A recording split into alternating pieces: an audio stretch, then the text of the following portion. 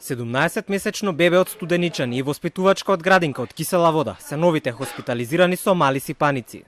Во последното деноноќие се јавиле во болница со симптоми како покачена температура и осип на телото. Уште две други се пуштени на лекување во домашни услови.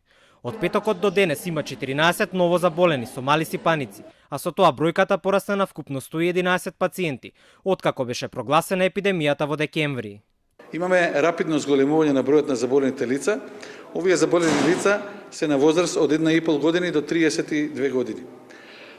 80% од овие лица се невакцинирани. Тоа не алудира на потребата да се спроведе ригорозната вакцинација на сите лица кои што подлежат на оваа врска. Истовремено, сакам да дам изјава во делот на медицинскиот персонал кој што е заболен од ова заболување, при што имаме 4 доктори на специјализација од педиатрија, една медицинска сестра и едно лице што работи на шатер кој што се исто така меѓу заболените лица.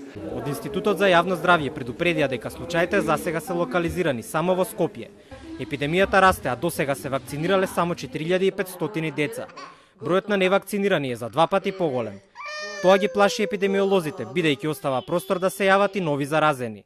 Здравствените власти одлучија да не прават теренска вакцинација во училиштата. Во Скопје имаме отприлика околу 10.000 дечиња што се невакцинирани, а се на некоја возраст која што подлежат за вакцинација. И исто така имаме можност да вакцинираме околу 2.500 лица кои што се на возраст школска и кои што треба да бидат вакцинирани. Освен епидемијата од мали сипаници, здравствените власти предупредуваат дека периодов ќе расте и бројот на болни од сезонски грип. Само во една недела се јавиле 580 ново заболени, што е задвојно повеќе од претходната недела.